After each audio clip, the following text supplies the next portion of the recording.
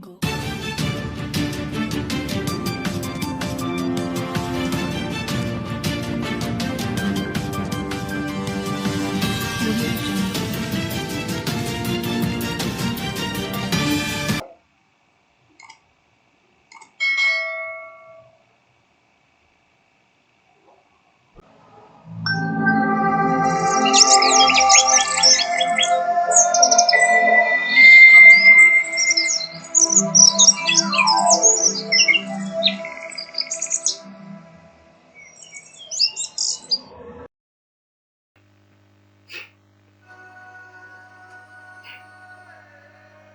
Assalamualaikum warahmatullahi wabarakatuh. Halo sahabatku, apa kabar semuanya? Mudah-mudahan kita senantiasa diberikan kesehatan oleh Allah Subhanahu wa Ta'ala. Sahabatku, kembali bertemu dengan channel media edukasi dan dakwah. Pada kesempatan kali ini, saya ingin mempersembahkan sebuah video dengan judul 7 perubahan kurikulum paradigma baru tahun 2022. Apa saja? Silakan simak video ini, dan jika video ini bermanfaat untuk sahabat-sahabat sekalian, maka mohon untuk dapat menyupport video ini dengan cara menekan tombol subscribe, like, share, dan komen. Sahabatku, mari simak videonya.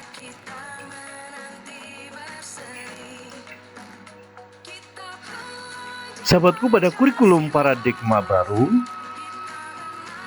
itu mengedepankan kepada opsional.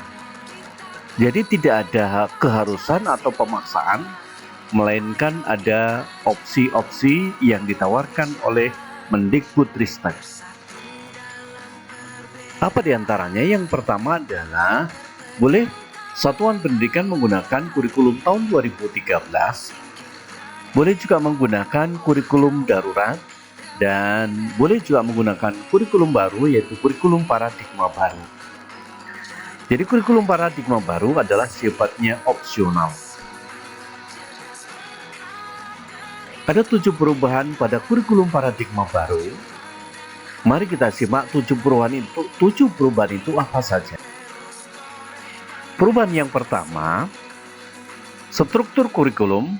Profil pelajar Pancasila menjadi acuan dalam pengembangan standar isi, standar proses, dan standar penilaian atau struktur kurikulum, capaian pembelajaran, prinsip pembelajaran, dan asesmen pembelajaran. Secara umum, struktur kurikulum paradigma baru terdiri dari kegiatan intrakurikuler berupa pembelajaran tatap muka bersama guru dan kegiatan proyek. Selain itu, setiap sekolah juga diberikan keleluasaan untuk mengembangkan program kerja tambahan yang dapat mengembangkan kompetensi peserta didiknya, dan program tersebut dapat disesuaikan dengan visi, misi, dan sumber daya yang tersedia di sekolah tersebut. Jadi perubahan yang pertama adalah pada struktur kurikulum paradigma baru. Adapun perubahan yang kedua adalah hal yang menarik dari kurikulum paradigma baru, yaitu jika pada kurikulum 2013 kita mengenal istilah KI dan KD, kompetensi inti dan kompetensi dasar. Kompetensi yang harus dicapai oleh siswa setelah melalui proses pembelajaran. Maka pada kurikulum paradigma baru kita akan berkenalan dengan istilah baru, yaitu capaian pembelajaran atau disingkat dengan CP, yang merupakan rangkaian pengetahuan, keterampilan, dan sikap sebagai satu kesatuan proses yang berkelanjutan sehingga membangun kompetensi yang utuh. Oleh karena itu, setiap asesmen pembelajaran yang akan dikembangkan oleh guru haruslah mengacu pada capaian pembelajaran yang telah ditetapkan. Sahabatku, adapun perubahan yang ketiga pada kurikulum paradigma baru adalah pelaksanaan proses pembelajaran dengan pendekatan tematik yang selama ini hanya dilakukan pada jenjang SD saja. Pada kurikulum baru diperbolehkan untuk dilakukan pada jenjang pendidikan lainnya. Dengan demikian, pada jenjang SD kelas 4 5 dan 6 tidak harus menggunakan pendekatan tematik dalam pembelajaran. Atau dengan kata lain, sekolah dapat menyelenggarakan pembelajaran berbasis mata pelajaran. Itulah perubahan yang ketiga pada kurikulum paradigma baru. Jadi kalau pada kurikulum 2013, pada satuan pendidikan sekolah dasar menggunakan sistem pembelajaran pendekatan tematik. Namun pada kurikulum paradigma baru, untuk kelas 4, 5, 6 diperbolehkan dengan menggunakan berbasis mata pelajaran. Perubahan yang keempat pada kurikulum paradigma baru, jika dilihat dari jumlah jam pelajaran, kurikulum paradigma baru tidak menetapkan jumlah jam pelajaran per minggu, seperti yang selama ini diberlakukan pada kurikulum 2013 atau KTSP. Akan tetapi, jumlah jam pelajaran pada kurikulum paradigma baru ditetapkan per tahun, sehingga setiap sekolah memiliki kemudahan untuk mengatur pelaksanaan kegiatan pembelajarannya. Suatu mata pelajaran bisa saja tidak diajarkan pada semester ganjil, namun akan diajarkan pada semester genap. Atau dapat juga sebaliknya. Misalnya mata pelajaran IPA di kelas 8 hanya diajarkan pada semester ganjil saja. Sepanjang jam pelajaran per tahunnya terpenuhi, maka tidak menjadi persoalan dan dapat dibenarkan. Sahabatku, adapun perubahan yang kelima pada kurikulum paradigma baru, yaitu sekolah juga diberikan keleluasaan untuk menerapkan model pembelajaran kolaboratif antar mata pelajaran serta membuat asesmen lintas mata pelajaran. Misalnya, berupa asesmen sumatif dalam bentuk proyek atau penilaian berbasis proyek.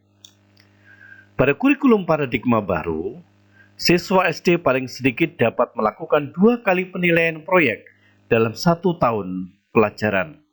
Sedangkan siswa SMP, SMA, dan SMK setidaknya dapat melaksanakan 3 kali penilaian proyek dalam 1 tahun pelajaran. Hal ini bertujuan sebagai penguatan profil pelajar Pancasila. Itulah perubahan yang kelima, yaitu sekolah diberikan keleluasaan untuk penerapan model pembelajaran secara kolaboratif, ya. Boleh dengan menggunakan mata pelajaran atau menggunakan pendekatan tematik, serta membuat asesmen lintas mata pelajaran.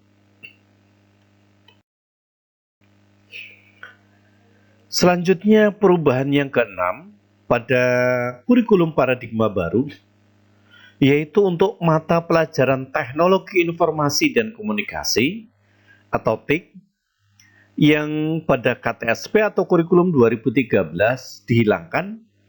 Maka pada kurikulum paradigma baru, mata pelajaran ini akan dikembalikan dengan nama baru, yaitu informatika, dan akan diajarkan mulai dari jenjang SMP. Bagi sekolah yang belum memiliki sumber daya atau guru mata pelajaran informatika, maka tidak perlu khawatir untuk penerapan mata pelajaran ini, karena mata pelajaran ini tidak harus diajarkan oleh guru yang berlatar belakang TIK atau informatika, namun dapat diajarkan oleh guru umum. Hal ini disebabkan karena pemerintah melalui Kemendikbudristek telah mempersiapkan buku pembelajaran informatika yang sangat mudah digunakan dan dipahami oleh pendidik dan peserta didik. Nah, inilah nanti pada kurikulum paradigma baru akan dikembalikan mata pelajaran teknologi informasi dan komunikasi dengan nama baru, yaitu informatika. Sahabatku, adapun perubahan yang ketujuh pada kurikulum paradigma baru ialah untuk mata pelajaran IPA dan IPS pada jenjang sekolah dasar kelas 4, 5, dan 6 yang selama ini berdiri sendiri. Dalam kurikulum paradigma baru, kedua mata pelajaran ini akan diajarkan secara bersama dengan nama mata pelajaran yang baru, yaitu Ilmu Pengetahuan Alam Sosial atau IPAS.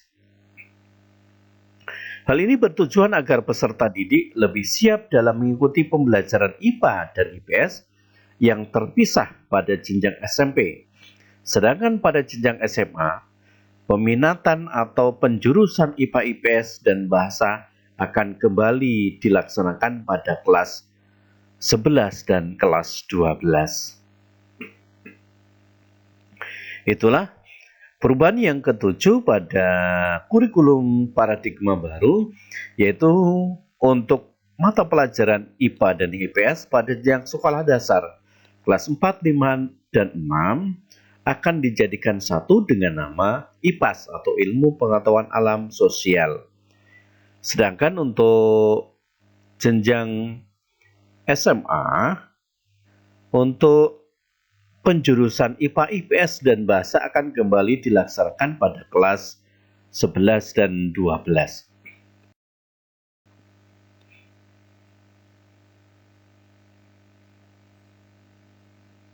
Sahabatku, demikianlah video pada kesempatan kali ini.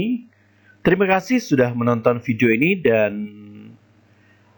jika video ini bermanfaat buat teman-teman sekalian, mohon untuk dapat menyupport video ini dengan cara menekan tombol subscribe, like, share, dan komen. Terima kasih. Sampai berjumpa pada video berikutnya. Assalamualaikum warahmatullahi wabarakatuh.